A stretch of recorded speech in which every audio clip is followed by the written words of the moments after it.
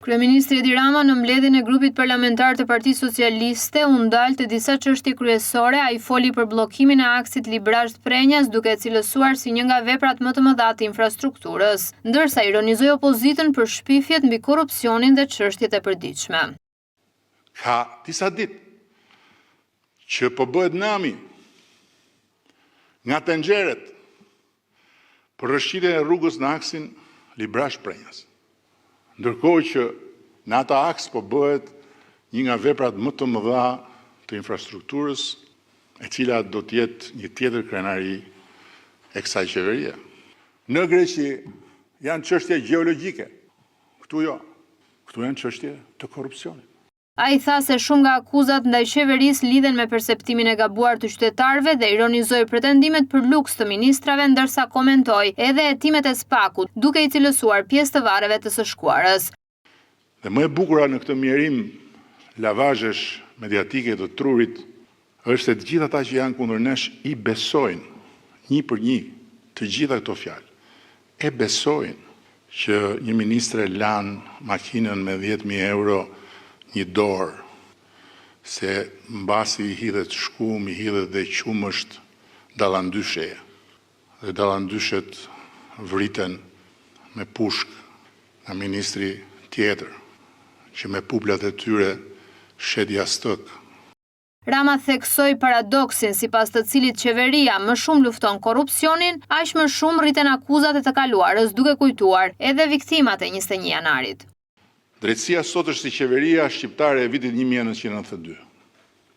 Fuqi e madhe politike, traditë demokratike 0 nga 1/10 dhe autokontroll që varion nga 0 në 4, po që mbetet prap në notën kaluese, po të kesh parasysh se po sipas Këshillit të Evropës jemi jo vetëm vendi me shifrën më alarmante të paraburgimit në kontinent, po jemi të dytët vetëm pas Rusisë për raportin mes dënimeve dhe pafajësive.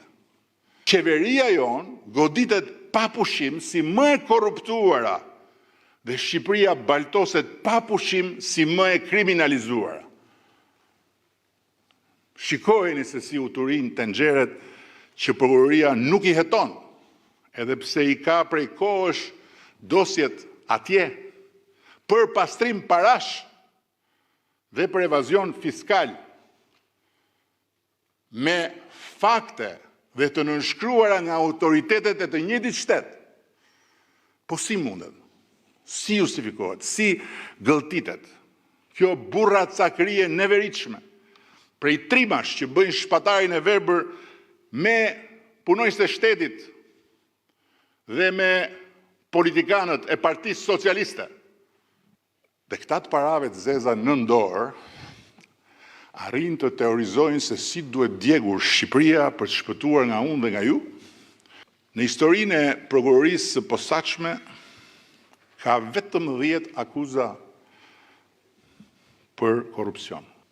Pra, një logjike thjesht të thotë që nuk është se sa më shumë ne rrim në qeveri, aq më shumë ka korrupsion, po sa më shumë ne jemi në qeveri, aq më shumë luftohet me korrupsionin. Dhe sa më shumë jemi në qeveri, aq më shumë janë edhe rastet të cilat dalin nga varret e të shkuarës.